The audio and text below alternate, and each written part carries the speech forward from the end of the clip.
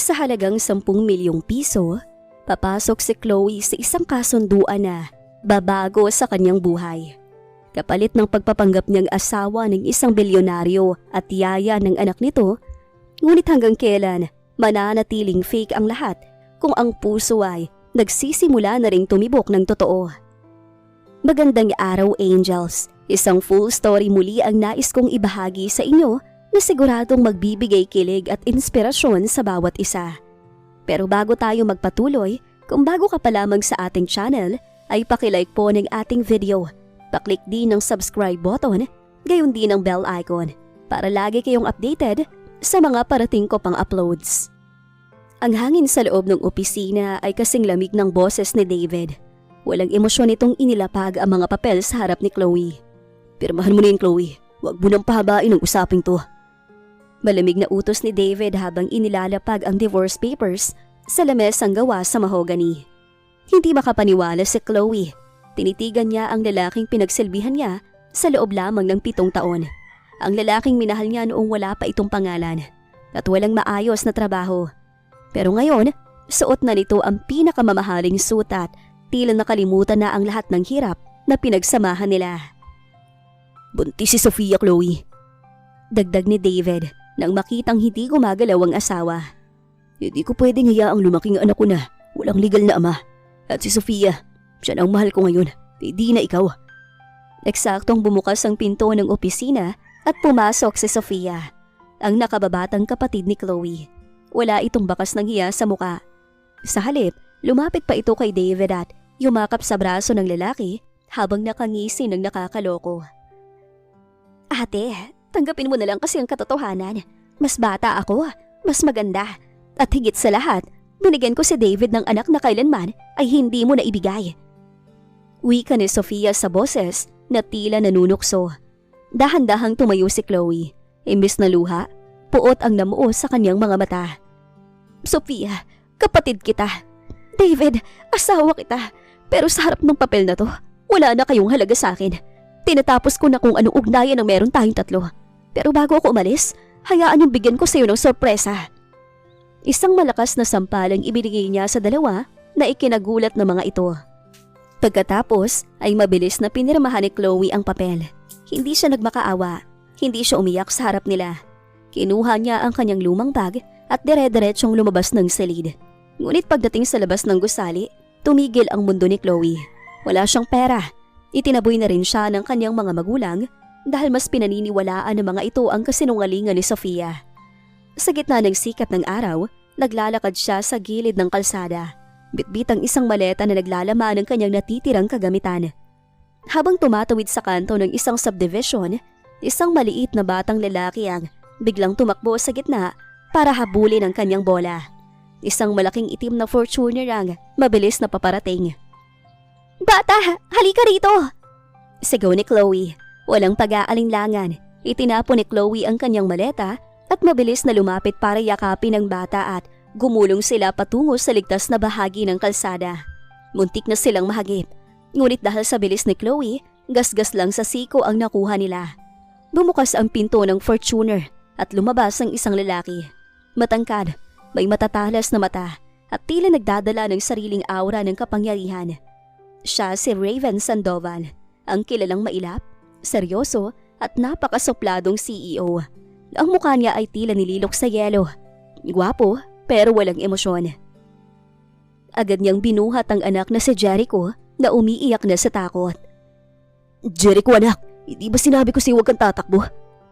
Bulyaw niya sa bata, pero bago pa niya matapos ang sasabihin, ay hinarap niya ang babaeng nakasalampak sa semento. Gusto niyang magalit. Gusto niyang sigawan ng babae dahil baka nasugatan nito ang anak sa pagkakahila. Pero nang mag-angat ng tingin ng babae, ay napatigil si Raven. Nakita niya ang sikat ng araw na tumatama sa mukha ni Chloe. Ang mga mata nito ay punong-puno ng takot para sa bata, pero may kasamang malalim na lungkot na tila matagal ng kinimkim. Ang kanyang ganda ay hindi tulad ng mga babaeng kilala ni Raven. Ito ay payak, natural at nakakabighani. Sa kabila ng suot nitong kupas na damit, tila isang diwata ang nakita ng binata.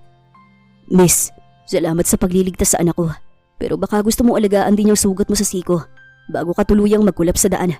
Mukha kang kawawa. Hingal na tumayo si Chloe. Pinagpagahan ang kanyang pantalon. Ayos lang po ako, sir. Ang mahalaga, ligtas ang bata. Tinitigan ni Raven ang maleta ni Chloe. Nakikita niya ang sitwasyon nito. Bakit may dala kang maleta? At bakit tila wala kang mapuntahan? Napatigil si Chloe. Ang mga mata niya ay nagtubig.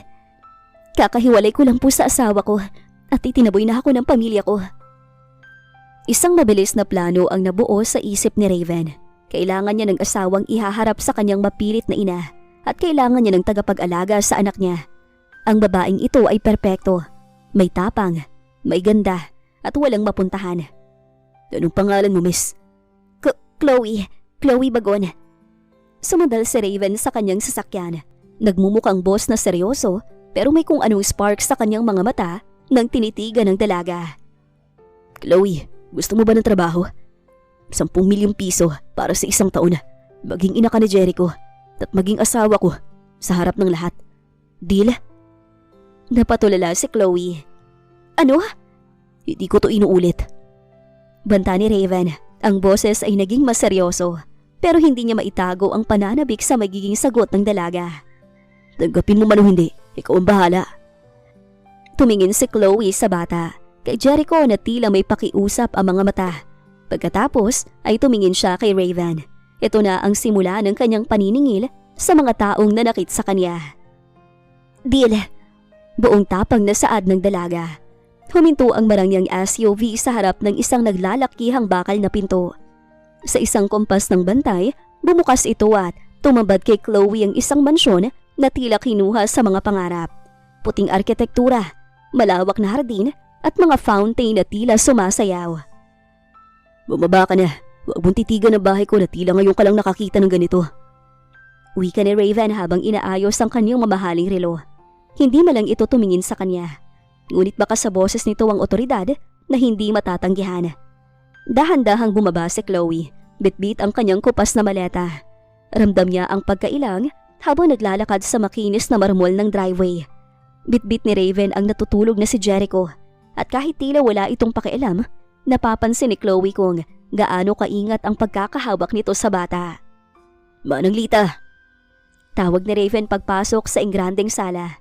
Isang matandang babae ang mabilis na lumapit. Ipakita mo sa kanyang salinya at pakitapon ng malitang yan. Bibigyan ko siya ng listahan ng mga bagong gamit bukas. Sandali lang, sir. Narito ang huling alaala ko. Hindi niyo pwedeng itapon ang gamit ko na parang basura lang. Tumigil si Raven sa paghakbang sa hagdan. Lumingon siya ng dahan-dahan. Ang kanyang mga mata ay naniningkit. Lumapit siya kay Chloe hanggang sa maramdaman ng babae ang init ng katawan nito at ang bango ng kanyang mamaharing pabango. Dito sa pamamahay ko, ang salita ko ang batas. Bulong ni Raven, sapat na para kilabutan si Chloe. Ngunit habang nakatitig sa mga mata ng dalaga, saglit na natigilan ng lalaki. Sa ganoon kalapit na distansya, napansin niya ang haba ng mga pilikmata ni Chloe at ang natural na rosas na kulay ng mga labi nito sa kabila ng pagod. Mabilis na nag-iwas ng tingin si Raven. Gawin mo ang gusto mo, pero siguraduhin mong hindi yan makikita ng mami ko kapag bumisita siya rito. Iniwan niya si Chloe na nakatayo sa gitna ng sala. Pagdating ni Raven sa kanyang master bedroom, maingat niyang inihiga si Jericho sa kama. Huminga siya ng malalim at napahawak sa kanyang tapat ng puso. Bakit tila bumibilis ang pintig nito? Gutom lang siguro ko. Bulong niya sa sarili. Pilit na itinataboy ang imahe ng mukha ni Chloe. Pagkalipas ng isang oras, bumaba si Raven para uminom ng tubig. Naabutan niya si Chloe sa kusina. Nakasuot na ng simpleng t-shirt at nakapusod na ang buhok. Nagluluto ito ng kung anong pagkain. Sino nagsabi sa'yong gumamit ng kusina ko? Tanong ni Raven, nakasandal sa pinto ng refrigerator habang nakapamulsa. Napatalo naman sa gulat si Chloe. Sir, nagugutom na po kasi si Jericho pagising niya. Nagluto lang ako ng sopas. Paborito niya raw po, sabi ni Manang. Lumapit si Raven at tiningnan ang niluluto ni Chloe. Ang usok ng sopas ay humahalo sa amoy ng shampoo ng dalaga. Hindi napansin ni Raven na napatitig na naman siya sa leeg ni Chloe na bahagyang pinagpapawisan dahil sa init ng kalan.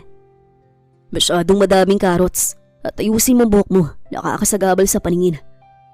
Puna ni Raven, Kahit sa totoo lang ay natatakam na siya sa bango nito. Kinuha ni Raven ang isang baso ng tubig at mabilis na uminom. Hindi niya maamin, pero ang simpleng presensya ni Chloe sa kanyang kusina ay nagbibigay ng buhay sa bahay na dati ay tila isang malamig na museo. "Sir, gusto niyo po bang tumikim?" Alok ni Chloe habang inabot ang isang sandok. Tiningnan ni Raven ang sandok, pagkatapos ay ang mga batang nagniningning ng dalaga. Sa isang iglap, tila natunaw ang yelo sa kanyang puso, pero agad niya itong binawi. "Hindi ako kumakain ng luto ng estranghera." Malamig niyang sagot bago mabilis na tumalikod. Ngunit pagtalikod niya, isang maliit na ngiti ang sumilay sa kanyang mga labi na tanging siya lang ang nakakaalam. Maagang nagising si Chloe kinabukasan.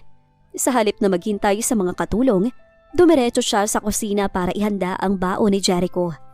Nang bumaba si Raven, suot ang kanyang plansyadong asul na suit, natigilan ito sa pintuan ng dining area. Nakita niya si Chloe na nakaupo sa sahig, katabi si Jericho. May mga makukulay na papel silang ginugupit. Nagtatawanan ng dalawa, isang tunog na matagal nang hindi naririnig ni Raven sa loob ng kanyang bahay.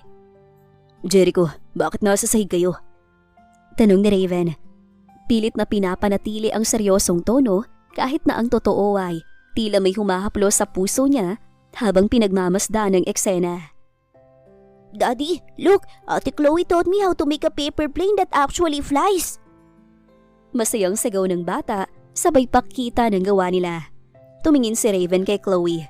Ang dalaga ay nakasuot lang ng simpleng puting t-shirt, pero ang sikat ng araw mula sa bintana ay tila nagbibigay ng korona sa kanyang muka. "Hindi ba't sinabi ko sa'yo magpahinga ka muna? Yaya ka rito, hindi art teacher." "Mas mabilis po siyang kumain kapag may nilalaro, sir." Mahinahong sagot ni Chloe habang tumatayo at pinapagpaga ng sarili. "At masaya po siyang kasama." Hindi sumagot si Raven. Lumapit siya at kinuha ang kape na inihanda ni Chloe. "Magayos ka, aalis tayo. Pagkatapos ihatid si Jericho sa school." "Saan tayo pupunta?" "Huwag ka na magtanong, basta sumunod ka." Wika ni Raven bago mabilis na uminom ng kape para itago ang bahagyang pangiti. Pagkatapos ihatid si Jericho, na muntik nang ayaw bumitaw sa yakap ni Chloe, ay dinala ni Raven ang dalaga sa isang pinakasikat na fashion boutique sa lungsod. Pagpasok pa lang nila, lahat ng staff ay yumukod sa paggalang kay Raven. "Palitan niyo ang lahat ng suot niya. Gusto ko yung babagay sa isang busy Sandoval." Pumasok si Chloe sa fitting room. Makalipas ang 20 minutos, bumukas ang kurtina. Lumabas si Chloe na suot ang isang emerald green na cocktail dress na hapit sa kanyang katawan, pero napaka-elegante. Ang kanyang buhok ay hinayaan na lang na nakalaylay sa kanyang balikat. Napabitaw si Raven sa hawak niyang tablet. Tila tumigil ang pag-ikot ng mundo niya. Ang dating kawawang babae sa kalsada ay biglang naging isang prinsesa. Ang kulay ng damit ay nagpatingkad sa maputi at makinis nitong balat. "Sir, masyado po bang mahal? Pwede ko namang palitan na..." "No." Pabilis na putol ni Raven. Tumayo siya at lumapit kay Chloe. Sobrang lapit nila at naramdaman ni Chloe ang buga ng hininga ng lalaki sa kanyang noo. Maingat na inayos ni Raven ang isang hibla ng buhok ni Chloe na humaharang sa mukha nito. Ang kanyang daliri ay bahagyang dumampi sa pisngi ng dalaga. "Perfect." Bulong ni Raven. Ang kanyang boses ay hindi na malamig, kundi puno ng kung anong emosyon na pilit niyang itinatago. "Yan ang isusuot mo at huwag mong susubukang isoli yan." "Bakit ito ginagawa, Sir Raven?" Tanong ni Chloe, nakatitig sa mga mata ng lalaki. "Dahil ayaw ko mapahiya ang pamilya ko kapag nakita ka ng mami ko bukas." Pagsusungit muli ni Raven, sabay talikod para bayaran ng damit. Pero sa kabilang banda, hindi niya maamin na gusto lang niyang makita si Chloe na masaya at maganda, malayo sa imahe ng babaeng inapi ng nakaraan nito. Habang pauwi sa sasakyan, biglang humawak si Jericho sa kamay ni Chloe mula sa backseat. "Ate Chloe, you look like a princess, right, Daddy?" Tumingin si Raven sa rearview mirror at nagtagpo ang mga mata nila ng dalaga. "She looks okay." Tipid niyang sagot, pero ang totoo, hindi niya maalis ang paningin sa dalaga sa buong biyahe. Isang marangyang puting sedan ang huminto sa tapat ng mansyon. Lumabas mula rito ang isang matandang babae na bakas ang pagiging sopistikada sa bawat kilos. si Doña Victoria, ang ina ni Raven. Sa loob ng bahay, tila nagkakaroon ng tensyon. "Nandiyan na siya," bulong ni Raven habang mabilis na inaayos ang kanyang kurbata. Lumingon siya kay Chloe na suot ang bago nitong dress.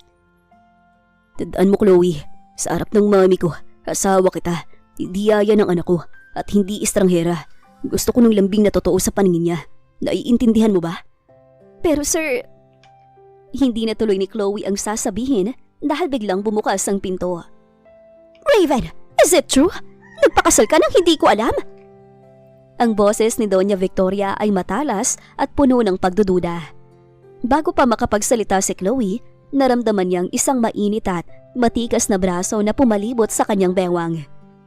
Hinila siya ni Raven palapit sa katawan nito nang walang pasabi. "Mom, beat Chloe, my wife. I'm sorry we didn't tell you sooner. We just wanted to enjoy our honeymoon phase in private." Tinitigan ni Victoria si Chloe. "Bagon? From the business bagong company?" "No, Mom. She's the woman who captured my heart without needing a title." Sagot ni Raven. Upang mas maging kapani-paniwala, ibinaling niya ang tingin kay Chloe. Humawak siya sa pisngi nito at dahan-dahang hinaplos ang balat ng dalaga gamit ang kanyang daliri. Napasinghap naman si Chloe. Ang titig ni Raven ay tila tunay, puno ng paghanga at pagmamahal na nakakapanghina. "Right, sweetheart?" Opo, yes, honey." Nauutal na sagot ni Chloe. Pilit na sumasakay sa agos. Iniyakap din niya ang kanyang braso sa likuran ni Raven. Ramdam niya ang muscle nito sa ilalim ng suit.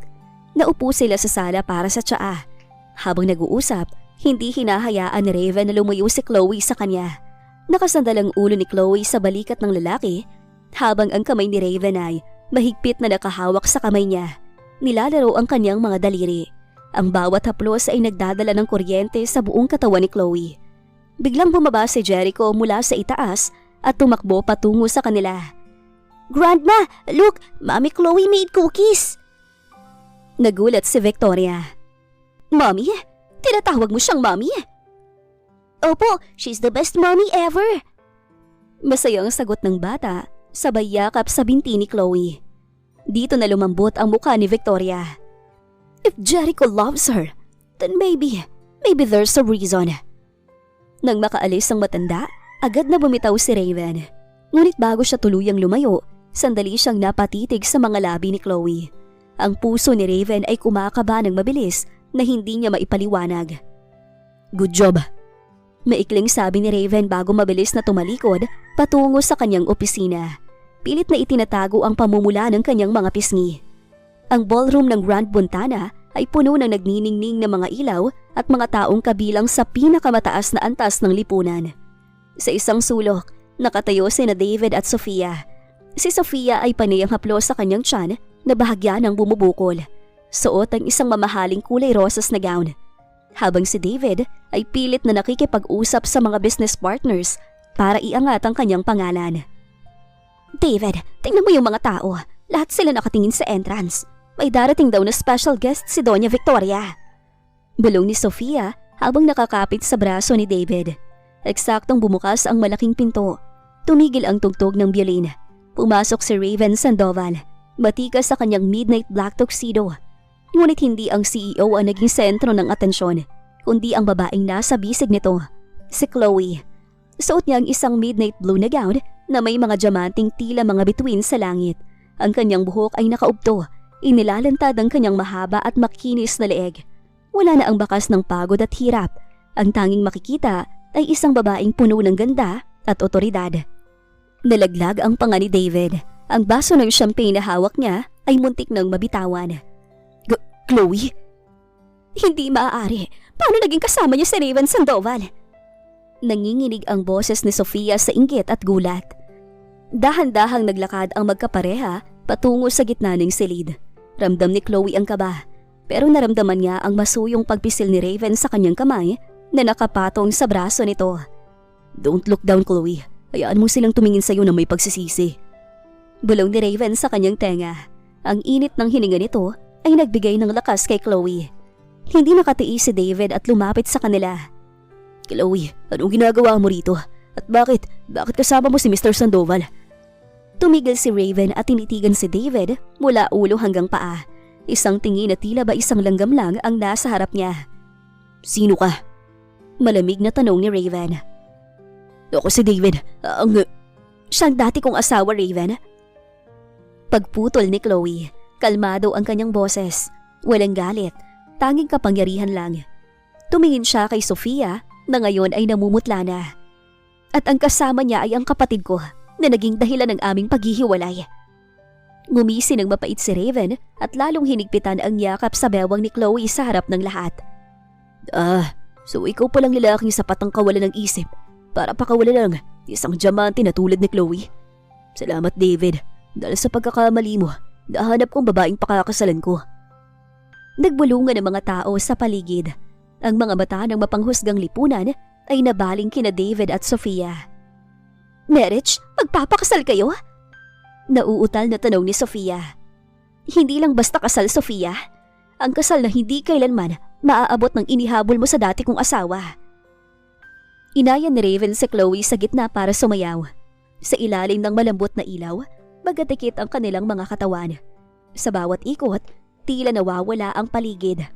Ang tingin ni Raven kay Chloe ay hindi na lang basta pagpapanggap. May lalim itong hindi maikakaila. Salamat, Raven. Bulong ni Chloe habang nakasandal ang noo sa balikat ng lalaki. Wala yun.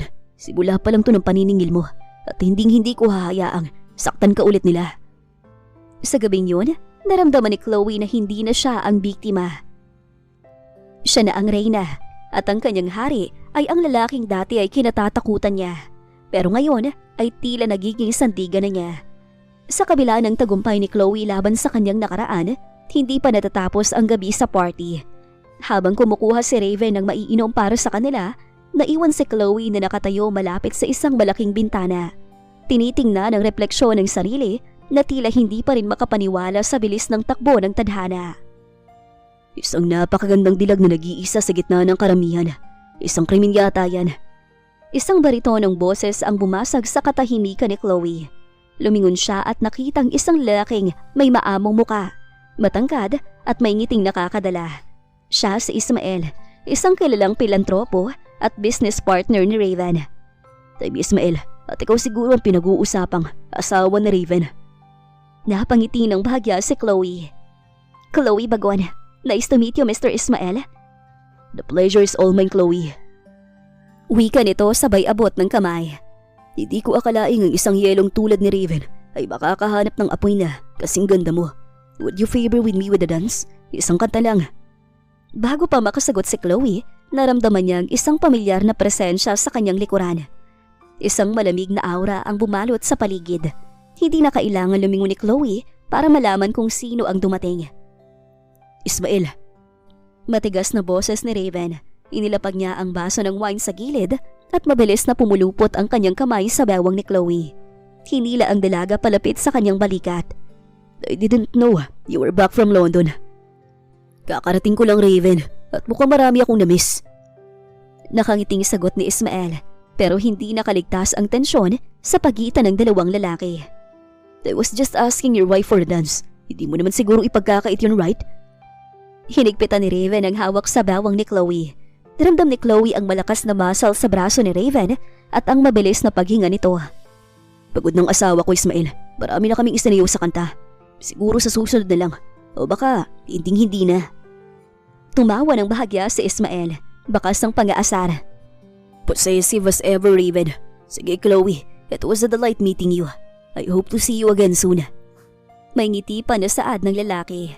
Nang makaalis si Ismael, hindi agad bumitaw si Raven. Sa halip, hinarap niya si Chloe. Ang kanyang mga mata ay naglalayab sa kung ano-anong emosyon na hindi niya maipaliwanag. Bakit mo siyang iningitian? Napakunot noo si Chloe. Sir, he was just being polite. Business partner niyo siya, di ba? Polite? Nakita ko kung paano kanya tingnan, Chloe. Parang gusto ko niyang agawin sa paningin ko. Balyaw ni Raven nang mahina pero puno ng diin. At huwag mo kong tawaging sir dito. Asawa kita rito. Tandaan mo yan. Bakit ka ba nagagalit? Bahagi lang naman to ng kontrata, di ba? Tanong ni Chloe, pilit na hinahanap ang katotohanan sa mga mata ni Raven. natigilan si Raven. Ang kanyang lalamunan ay tila natuyo. Sa totoo lang, hindi niya alam kung bakit uminit ang ulo niya nang makita si Ismael na malapit kay Chloe. Hindi ito kasama sa plano. Hindi ito nakasulat sa kontrata. Dahil ayaw ko magmukhang kahiyan sa harap ng mga tao kung makikipaglapit ka sa iba. Umuwi na tayo, tapos ng palabas. Pagsusungit ni Raven, sabay iwas ng tingin. Mabilis na hinila ni Raven si Chloe patungo sa parking lot. Sa loob ng sasakyan, namayani ang katahimikan. Pero ang tensyon ay nananatiling mataas. Paminsan-minsan ay sumusulyap si Raven kay Chloe sa rearview mirror. Inis sa sarili dahil hanggang ngayon ay hindi pa rin mawala sa isip niya ang imahe ni Chloe na tumatawa kasamang ibang lalaki. Lingid sa kaalaman ni Raven, ang selos na nararamdaman niya ay ang unang bitak sa pader ng kanyang puso. Ang patunay na ang fake marriage na sinimula nila ay unti-unti nang nagiging totoo para sa kanya. Pagdating sa mansyon, natatiling tahimik si Raven. Dire-diretso siyang pumasok sa kanyang library, isang silid na madalang pasungin ng kahit sino. Ngunit sa halip na matulog, sumunod si Chloe. Ramdam niya ang bigat ng aura ng lalaki. Ang selos na kanina ay tila napalitan ng isang malalim at madilim na lungkot. Naabutan ni Chloe si Raven na nakatayo sa harap ng malaking bintana. Nakatingin sa malawak na hardin na tanging liwanag ng buwan ang tumatanglaw. May hawak itong baso ng scotch pero hindi ito umiinom. Sir Raven? Mahinang tawag ni Chloe. Ayos lang po ba kayo? Hindi lumingon si Raven. Bakit ka pa narito? Tapos ng trabaho mo para sa gabing to. Pwede ka na magpahinga. Hindi ako makakatulog nang alam kong may gumugulo sa isip niyo. Matapang na sagot ni Chloe. Lumapit siya ng bahagya. Sapat na para makita ang refleksyon ni Raven sa bintana. Ang mga mata nito ay hindi na matalim. Pagod ang mababakas doon. Isang mahabang buntong hininga ang pinakawalan ni Raven bago dahan-dahang lumingon. Alam mo ba kung bakit ayaw ko may lumalapit sa'yo? Bakit halos mabaliw ako na makita kang isasayaw ni Ismael? Umiling si Chloe. Naghihintay sa susunod na sasabihin ito. Dahil sa bawat ngiti mo, sa bawat tawong mo kasama si Jericho, naaalala ko siya. Bulong ni Raven, itinuro niya ang isang maliit na portrait sa ibabaw ng fireplace na natatakpan ng tela. Lumapit si Raven at dahan-dahang hinawi ang takip. Tumambad ang larawan ng isang magandang babae. May pagkakahawig ang aura kay Chloe, maliwanag at masayahin. Si Sandra, ang nanay ni Jericho. Nabati siya ilang oras matapos isilang ang anak namin. Sa loob ng 5 taon, isinara ko ang bahay na to sa kahit anong saya. Akala ko, sapat na maging istrikto at malamig para hindi na ako muling masaktan. Naglakad si Raven patungo sa sofa at naupo. Nakahawak ang magkabilang kamay sa kanyang ulo. Nang makita kita sa kalsada na iniligtas si Jericho, may kung ano nagising sa akin. Pero natatakot ako, Chloe. Natatakot ako na baka kapag pinayagan kitang pumasok ng tuluyan sa buhay namin, mawala ka rin tulad niya. Lumapit si Chloe at sa unang pagkakataon, siya ang kusang humawak sa kamay ni Raven. Malamig ang mga daliri ng lalaki. Kaya naman, hinigpitan ni Chloe ang kapit para magbigay ng init. Hindi ako aalis, Raven. Malambing na sabi ni Chloe. Nawala ang sir sa kanyang tawag. Hindi ako si Sandra at alam kong hindi mo siya makakalimutan. Pero nandito ako ngayon, hindi bilang asawa sa papel lang, kundi bilang kaibigan na handang makinig sa'yo. Nag-angat ng tingin si Raven. Sa ilalim ng madilim na silid, nagtagpo ang kanilang mga mata. Nakita ni Chloe ang isang luhang, pilit na pinipigilan ni Raven.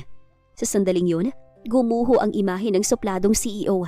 Ang nasa harap niya ay isang lalaking naghahanap lang ng kapayapaan mula sa nakaraan. Dahan-dahang inihilig ni Raven ang kanyang ulo sa balikat ni Chloe. Isang malalim na hininga ang pinakawalan niya.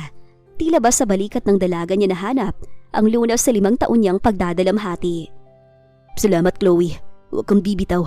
Please. Hindi sumagot si Chloe. Sa halip ay mas lalo niyang hinaplos ang likod ni Raven.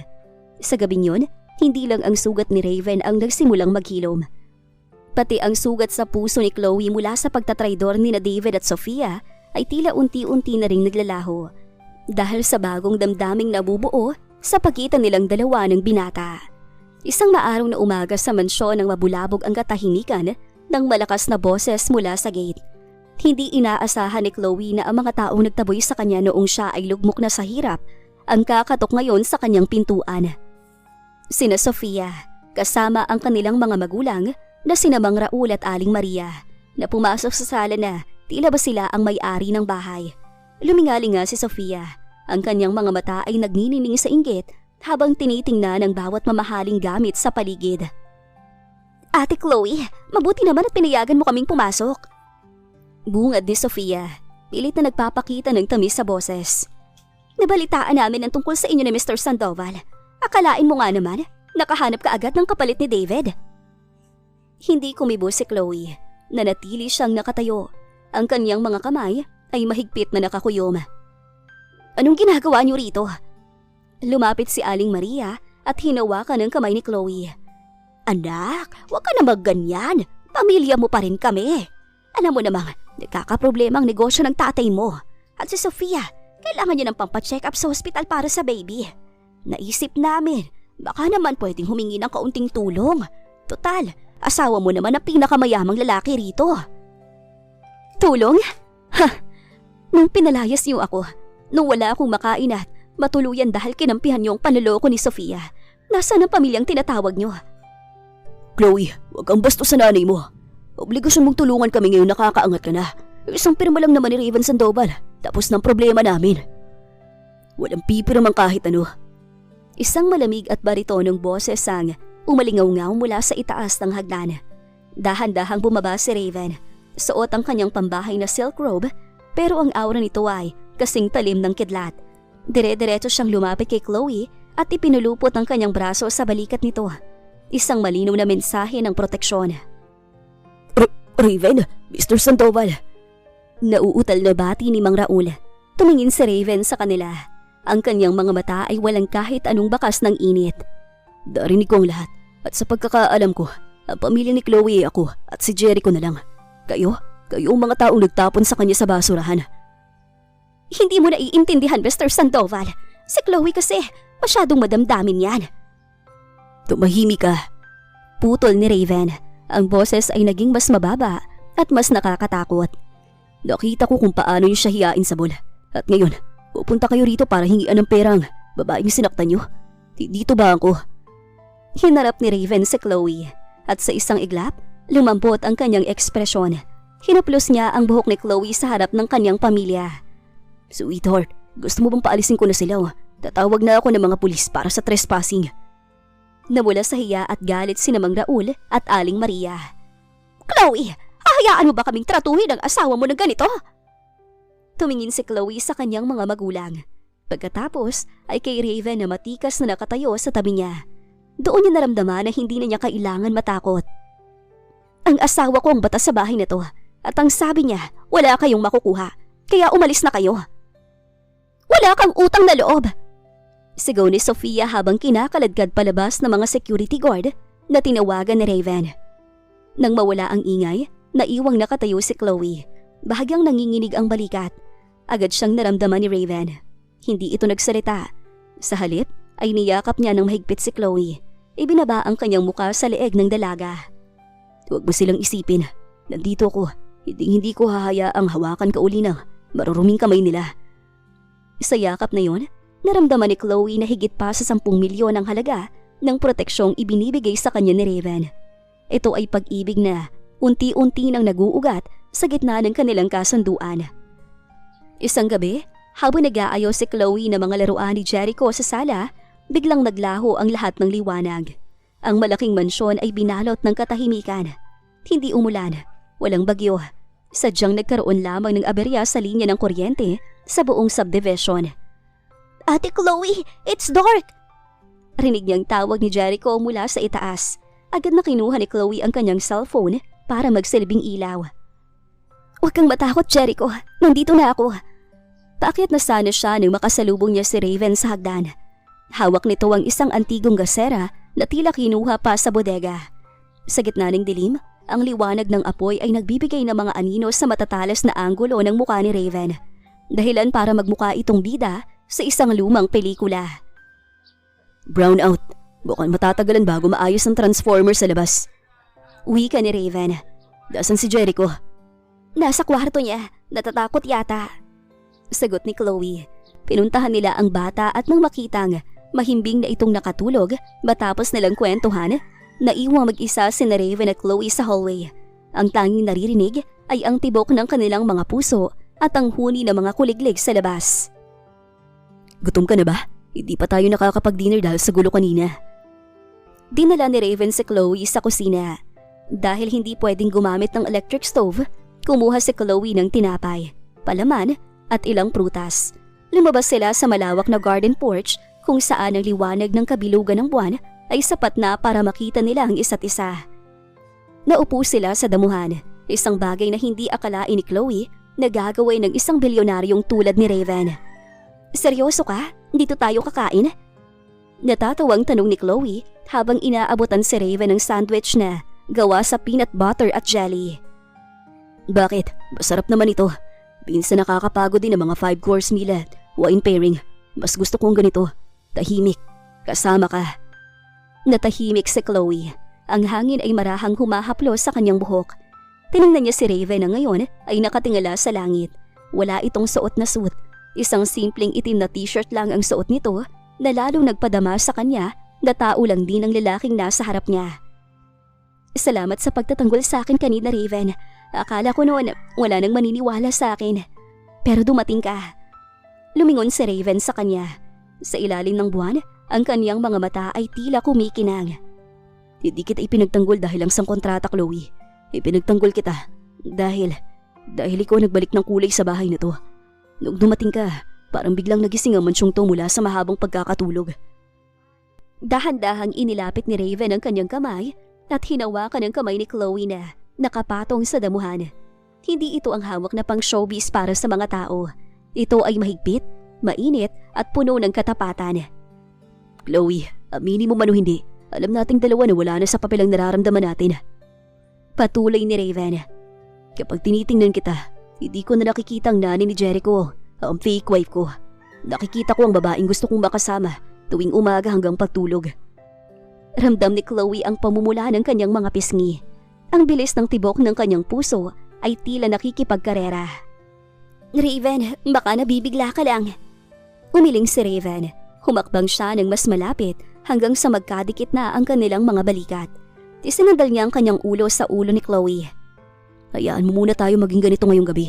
Walang David, walang Sofia, walang kumpanya. Tayo lang. Sa ilalim ng liwanag ng buwan, nanatili silang magkatabi. Ninanamnam ang simpleng sandwich at ang presensya ng isa't isa. Wala silang kailangan pang patunayan. Sa gabing yon, ang katahimikan ang naging pinakamagandang musika sa kanilang dalawa. Ang hapagkainan ng pamilya Sandoval ay puno ng pino at mamahaling kagamitan. Naroon si Doña Victoria, suot ang kanyang eleganteng perlas, habang masayang kumakain si Jericho sa pagitan ni Raven at Chloe. Bagaman maayos ang lahat, ramdam ni Chloe ang bigat sa kanyang puso.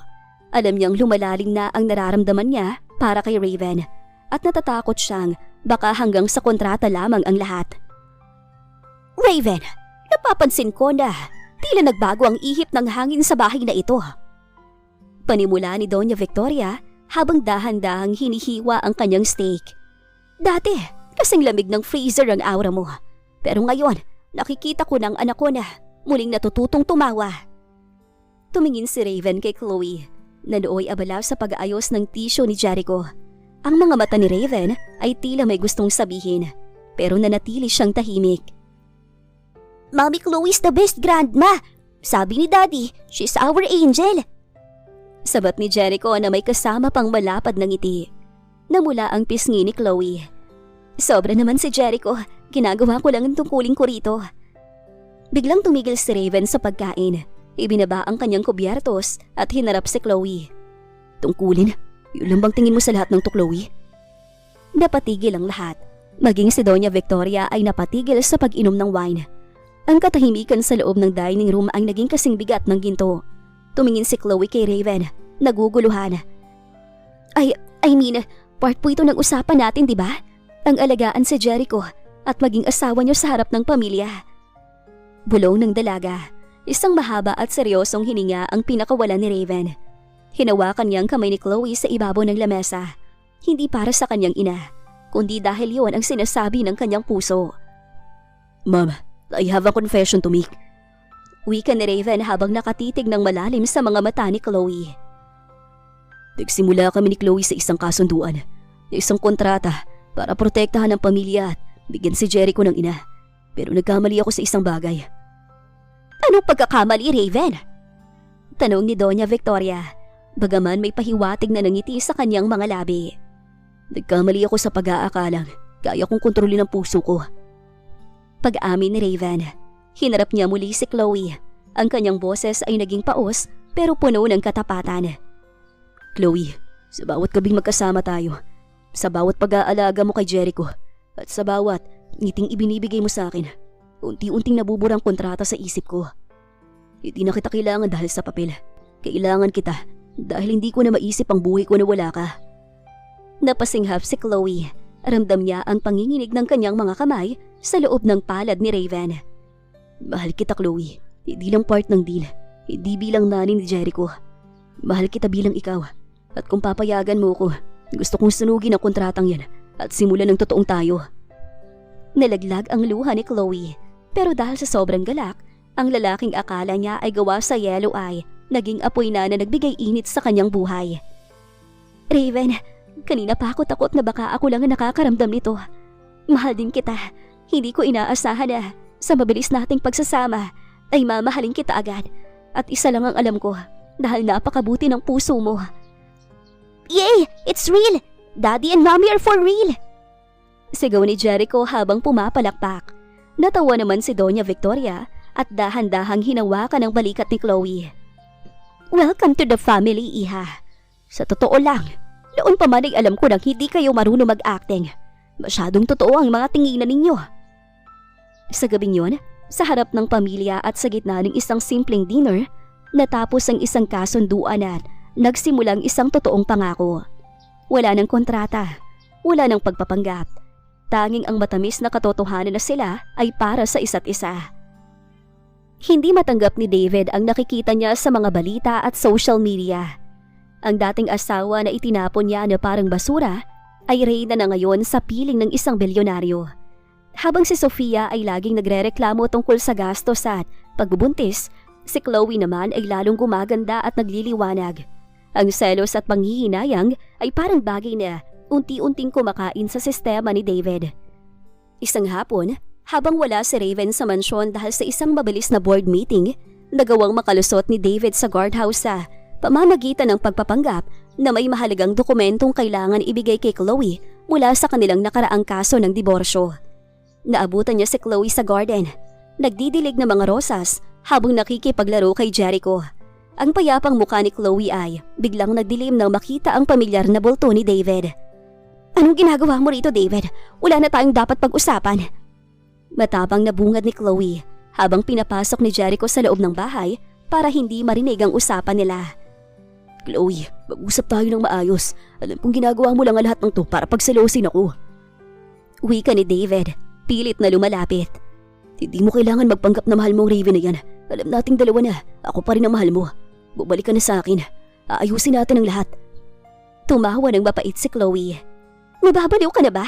Pagkatapos niyo ako lokohin ni Sofia, sa tingin mo ay babalik pa ako sa'yo? Si Raven na nagligtas sa akin nung wala kayong iniwan sa akin, kundi sakit. Ligtas? Ginagamit ka lang niya, Chloe. Nalaman kong tungkol sa kontrata niyo. Isang business deal lang ang tingin niya sa'yo. Kapag nakuha na niyang gusto niya, itatapong ka rin niya tulad ng ginawa ko. Pero mas masakit. Eksaktong huminto ang itim na SUV ni Raven sa driveway. Pagbaba pa lang nito, bakas na ang puot sa kanyang mga mata nang makita si David na malapit kay Chloe.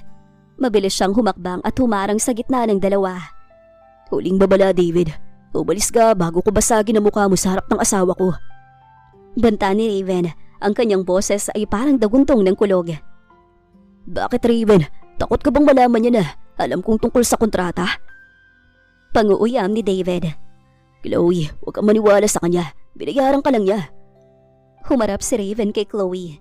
Sa halip na magalit o magpaliwanag, hinawakan niyang magkabilang pisngi ng dalaga.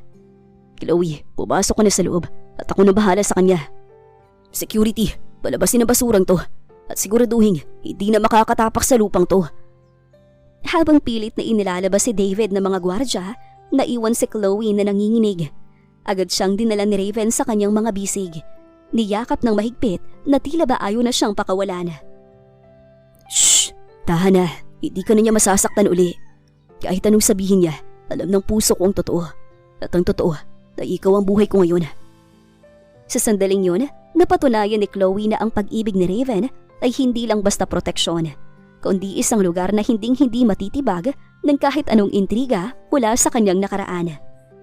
Hindi pa natatapos ang gabi matapos ang pag-ieskandalo ni David nang mabulabog ang social media. Si Sofia, na lalong nagngingit-ngit sa inggit, ay naglabas ng isang mapanirang post na mabilis na kumalat. Dahil hindi niya matanggap na ang kapatid na itinaboy nila ay mayaman na ngayon, gumawa siya ng kwento para gumuho ang imahe ni Chloe. Ang akala niyo ba ay tunay na pag-ibig? Bilang kapatid, alam ko ang totoo. Si Chloe desperado nung pinalayas siya. Bigla na lang siyang lilitaw na asawa ng isang bilyonaryo. Napaka-imposible.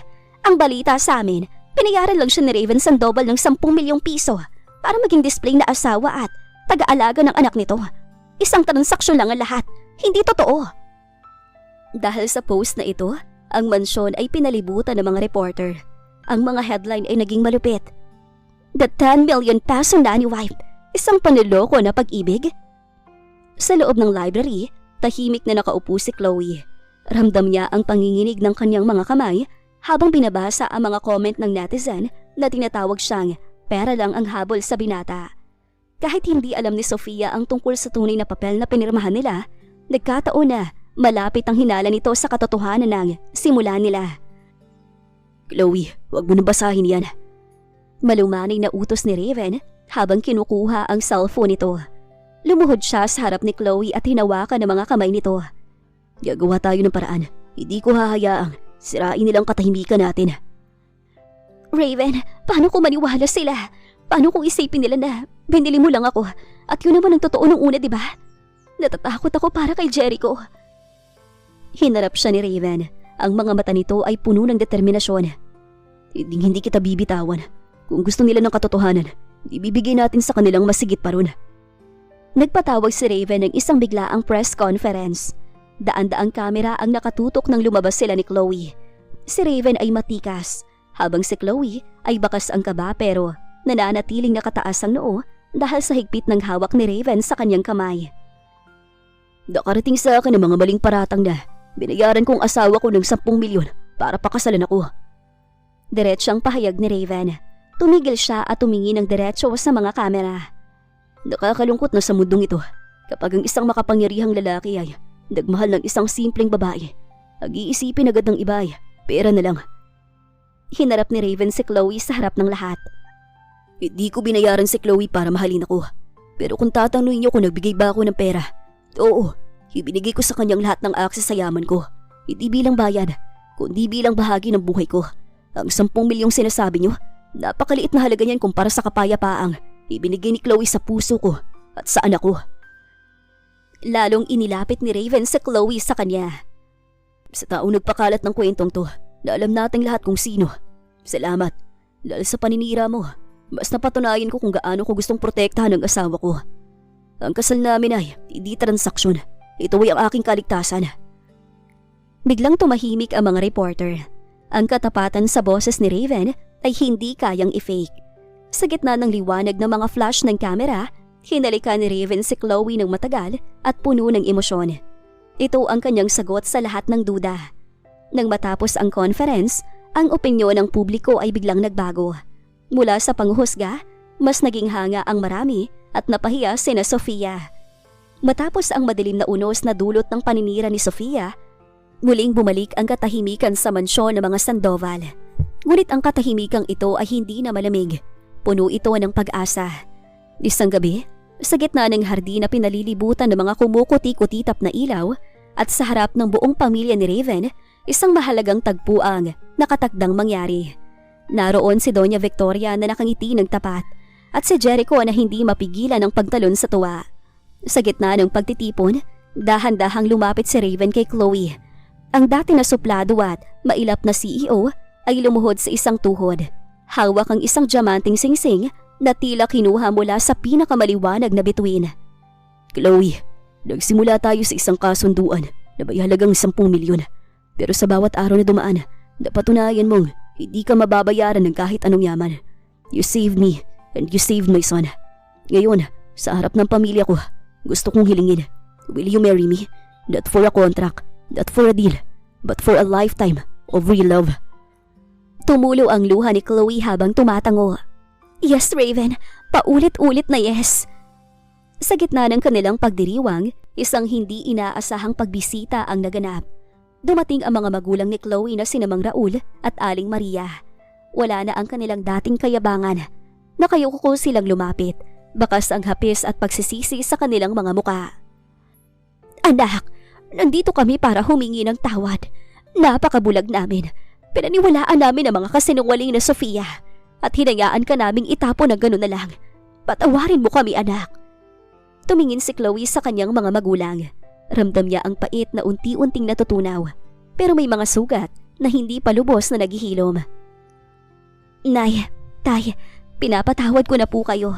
Dahil pamilya ko kayo at ayaw ko magtanim ng galit habang buhay. Pero tungkol kay Sofia at kay David, hindi ko po kayang gawin yun. Sinira nila ang buhay ko ng paulit-ulit. Hindi pa panahon para mapatawad ko ang kapatid ko at ang lalaking nanakit sa akin. Hayaan niyo muna ako maging masaya rito, malayo sa kanila. Niyakap ni Raven si Chloe mula sa likuran, isang tahimik na suporta sa desisyon nito. Tumango ang kanyang mga magulang, tanggap ang hangganan ng kanyang kapatawaran. Sa gabing yun, habang suot ni Chloe ang singsing, naramdaman niyang sa wakas ay malaya na siya. Hindi man perpekto ang lahat, alam niyang nasa tamang lugar na siya. Sa piling ng lalaking, handang itaya ang lahat para sa kanya at sa pamilyang tunay na nagpapahalaga sa kanyang puso. Ang sikat ng araw ay tila isang gintong basbas na tumatama sa mga bintana ng katedral. Ang amoy ng libo-libong sariwang puting rosas ay humahalo sa himig ng isang maringal na orkestra. Sa labas, wala ang mga reporter. Dahil pinili ni Raven na gawing eksklusibo ang araw na ito, isang pagpapatunay na ang kanilang pag-ibig ay hindi na para sa palabas o para sa publiko, kundi para sa kanilang dalawa lamang. Dahan-dahang bumukas ang malaking pinto ng simbahan. Doon ay tumambad si Chloe, suot ang isang custom-made na lace gown na tila ba hinuha mula sa mga ulap. Ang kanyang muka ay nababalot ng isang manipis na belo, ngunit ang kislap ng kanyang mga mata ay hindi na maitatago. Habang naglalakad siya sa gitna, naroon sa gilid ang kanyang mga magulang, sina Mang Raul at Aling Maria, na maluha-luha sa paghanga at pagsisisi. Sa dulo ng altar, nakatayo si Raven. Ang kanyang tindig ay matika sa suot na midnight blue na tuxedo. Habang papalapit si Chloe, ang kanyang seryosong muka ay unti-unting napalitan ng isang ngiting puno ng kagalakan. Sa tabi niya ay ang maliit na si Jericho, na napakagwapo sa kanyang mini tuxedo. Hawak ang mga singsing na simbolo ng kanilang pagkakaisa. Chloe, nagsimula tayo sa isang madilim na kalsada at isang malamig na kasunduan. Pero ngayon, sa harap ng Diyos, pinapangako ko na ikaw ang magiging huling babaeng mamahalin ko. Raven, salamat sa pagtitiwala sa akin nung wala na akong tiwala sa sarili ko. Hinding-hindi ko bibitawan ang kamay mo hanggang sa huling hininga ko. Isang mainit na halik ang nagtapos sa seremonya, kasabay ng malakas na palakpakan at masayang sigawan ni Doña Victoria at Jericho. Pagkalipas ng 5 taon, isang payapang hapon sa malawak na hardin ng mansyon, maririnig ang tawanan ng 2 bata. Si Jericho na ngayon ay malaki na at isang mapagmahal na kuya, ay masayang hinahabol ang kanyang maliit na kapatid na babae, si Baby Milaya. Nakaupo si Raven at Chloe sa isang swing, pinagmamasdan ng kanilang mga anak. Wala nang bakas ng galit o pait sa mukha ni Chloe. Ang balita tungkol kina Sofia at David ay tila isang malabong alaala na lamang. Nabalitaan nilang tuluyan na naghiwalay ang dalawa at baon sa hirap dahil sa mga maling desisyon. Ngunit pinili ni Chloe na huwag na silang isipin pa. Minsan, hindi pa rin ako makapaniwala na ang 10 milyong kontrata na yon ang nagdala sa akin sa tunay na kaligayahan. Bulong ni Chloe habang isinasandal ang ulo sa balikat ni Raven. Hinalikan ni Raven ang ulo ni Chloe at lalong isiniksik ang asawa sa kanyang yakap. Minsan, kailangan masira ang lahat para makabuo tayo ng isang bagay na mas matibay. You are my greatest love, Chloe, and I'm never letting you go. Sa ilalim ng dapit hapon, ang pamilyang Salvador ay nanatiling buo, masaya at puno ng pag-ibig. Ang dating contract marriage ay naging isang walang hanggang pagsasama. Ang tunay na halaga ng tao ay hindi nasusukat sa pera o kontrata, kundi sa katapatan ng kanyang puso. Ang pag-ibig na itinayo sa pagpapakitang tao ay madaling gumuho. Ngunit ang pagmamahal na may kasamang proteksyon at pagpapatawad ay hinding-hindi matitibag. At dito na po nagtatapos ang kwento ni na Raven at Chloe. Sana ay muli ninyo akong samahan sa mga full story na nais ko pang ibahagi sa inyo. Maraming salamat po!